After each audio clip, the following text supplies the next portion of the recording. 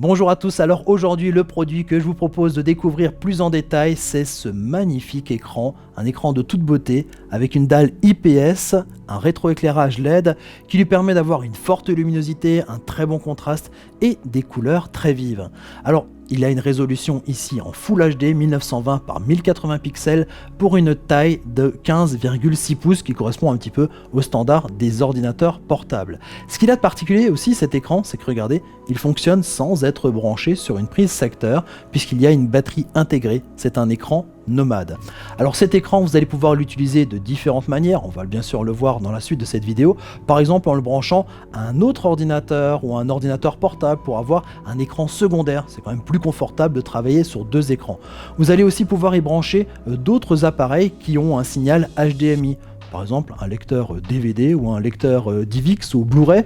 Vous allez aussi pouvoir par exemple y brancher une console de jeu, une caméra ou même un Raspberry par exemple, on a déjà vu aussi ce type de configuration. Mais vous allez aussi pouvoir y connecter votre smartphone pour avoir l'écran en plus grand, c'est déjà sympa. Mais si en plus vous avez un smartphone assez récent et performant qui dispose d'un mode bureau, vous allez pouvoir avoir ça. Vous voyez ça, on dirait un écran d'ordinateur et pourtant c'est la duplication ici de l'écran de mon smartphone qui dispose donc de ce mode bureau. Et ça change tout puisqu'on a en fait un véritable petit ordinateur dans les mains. Bien sûr je vais vous en parler un peu plus dans la suite de cette vidéo et vous avez peut-être aussi déjà vu un écran que j'ai déjà présenté qui lui ressemble beaucoup. La seule différence avec cet écran et celui-ci, c'est que celui-ci ne dispose pas d'un mode tactile mais il est aussi bien moins cher. Et bien sûr je vous en parle un peu plus dans la suite de cette vidéo. À tout de suite. Alors très clairement c'est assez fou d'avoir un écran de cette qualité là en mode nomade. Les finitions sont nickel. Vous avez des petits haut-parleurs pour pouvoir avoir le son en audio. Vous pouvez l'utiliser un petit peu en mode tablette ou déployer le pied qui se trouve à l'arrière pour le poser sur une table ou sur un bureau. C'est pratique pour l'utilisation. Vous avez d'un côté ici un port USB 3 pour y brancher des périphériques, on va y reparler tout à l'heure. Vous avez en haut une prise jack, mini jack pour pouvoir y brancher un casque, pour pouvoir s'isoler au niveau du son. Vous avez ici le port USB-C pour y brancher les périphériques USB-C, le port mini HDMI pour les périphériques HDMI, le petit lecteur de carte micro SD qui va vous permettre de faire une extension, si vous le branchez sur le smartphone, d'avoir une extension de mémoire ou de pouvoir importer aussi des fichiers donc via ce port, ce lecteur de carte micro SD. Et en bas ici vous avez l'alimentation en USB-C. Il y a un petit transformateur qui est fourni avec cet écran qui va vous permettre de l'utiliser si vous êtes avec une prise de secteur pas loin, par exemple sur votre bureau, chez vous par exemple, vous pouvez le brancher et donc alimenter l'écran et le recharger. Mais si vous êtes en mode 100% nomade, en déplacement, dans un train, dans une salle de restaurant, dans un hall de gare ou des choses comme ça, vous allez donc pouvoir faire fonctionner ici cet écran sans le brancher au secteur grâce à une batterie intégrée de 10 000 mAh qui va lui permettre de fonctionner cet écran jusqu'à 5 heures, donc en autonomie complète.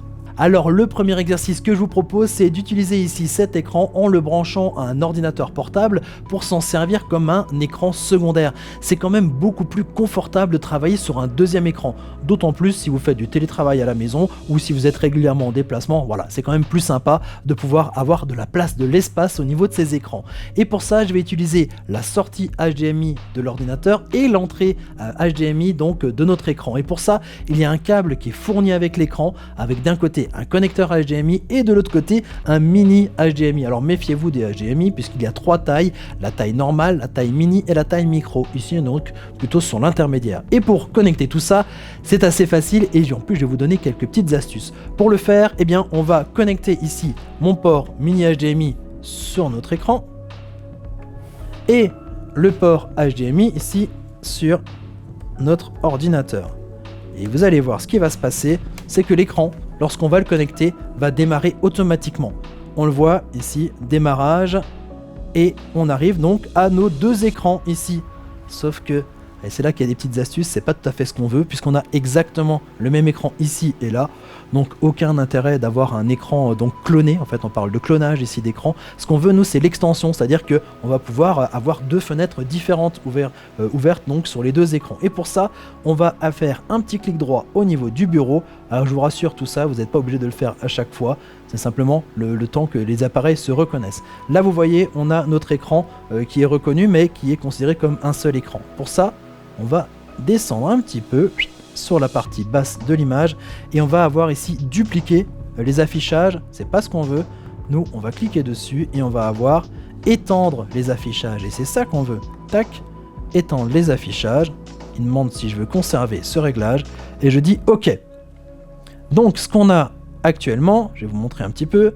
Voilà, on n'a pas la même chose sur les deux écrans. Ici on a donc la page web et ici on a autre chose. Sauf que, vous avez vu, voilà, je peux déplacer en fait ce qu'il y a sur cet écran sur un autre écran pour travailler. Sauf que vous voyez que j'ai un petit problème. Moi j'aimerais bien l'inverse au niveau de ma configuration puisque mon écran est là. Mais heureusement je suis là et je vais vous donner une petite astuce. On va revenir dans les paramètres d'affichage.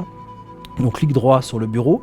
Et vous avez vu qu'ici, au niveau des paramètres, vous avez l'écran 1 et l'écran 2. L'écran 1, ça va être l'écran principal. Et il considère que l'écran 2 est de ce côté-là. Alors que, ouais, vous avez vu, dans les faits, c'est de l'autre côté.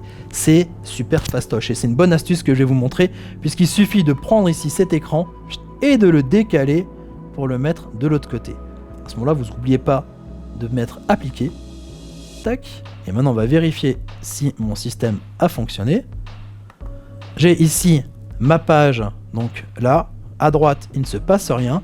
Et quand je décale vers la gauche, vous le voyez, eh bien, j'ai ici ma page qui se décale vers la gauche. C'est exactement ce que je voulais, une extension comme ça de mon écran vers la partie à gauche. Alors grâce à ce connecteur mini HDMI, vous allez aussi pouvoir brancher d'autres périphériques. Alors là par exemple j'ai branché un caméscope ici sur ce port là qui permet d'avoir un contrôle caméra. Alors je suis d'accord que c'est le type d'usage qui sera pas très fréquent si vous nous regardez. Par contre on peut y brancher par exemple un lecteur Blu-ray, un lecteur DVD, un lecteur DivX. On peut y brancher aussi par exemple un petit Raspberry, un petit ordinateur Raspberry, on a déjà vu des gens qui le font, ou éventuellement une console de jeu. Et là je pense qu'il y aura un peu plus de monde peut-être qui utilisera cet écran pour des consoles de jeux.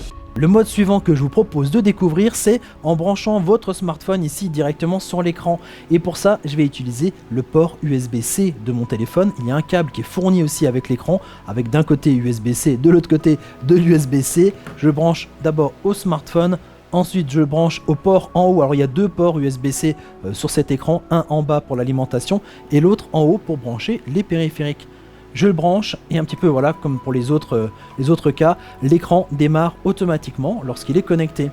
Ensuite là vous avez l'écran de votre smartphone en grand.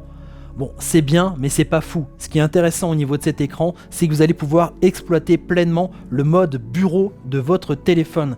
Et ce mode bureau, il est disponible sur les téléphones, les smartphones les plus récents et les plus performants. Renseignez-vous parce que ça dépend un petit peu des marques. Ici, c'est un Huawei, il est disponible ici sur le haut de gamme. C'est disponible aussi sur Samsung avec le mode Dex. Ce mode-là, vous allez pouvoir l'activer à partir de votre téléphone. Et ça change tout. Regardez.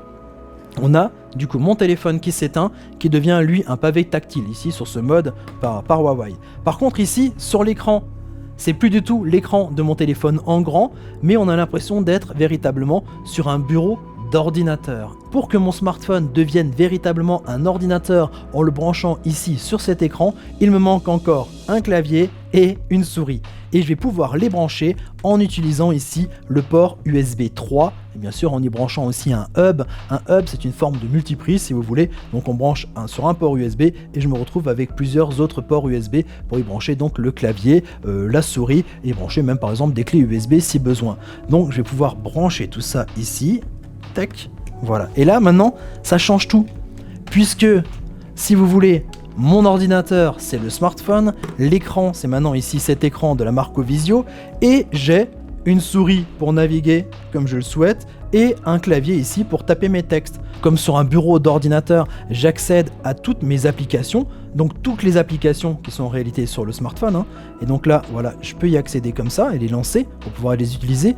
Je peux aussi bien sûr accéder à tous mes fichiers et c'est presque plus pratique encore que sur le téléphone puisque j'ai bien sûr mon stockage interne donc du téléphone et j'ai aussi accès, alors il parle de clé USB, mais en fait il s'agit ici des informations et des fichiers que j'ai pu mettre ici sur la carte micro SD donc par le petit lecteur qu'il y a sur le côté de l'écran. Ce qui est génial c'est que je vais pouvoir travailler chez moi à la maison comme si je travaillais sur un ordinateur ou si je suis au bureau par exemple en train de travailler normalement. Mais quand je vais me déplacer par exemple pour aller voir un client ou quand je suis en déplacement peut-être plus loin, en tout cas quand je peux pas emmener mon écran, mon clavier et ma souris, eh bien j'ai toutes ces informations qui restent sur mon smartphone. Pas besoin d'avoir deux appareils différents, de faire des échanges de fichiers, de les copier d'un appareil à l'autre, d'avoir un cloud ou autre. Eh bien j'ai tout ça sur le même appareil. Et ça, c'est super confortable aussi en utilisation quotidienne.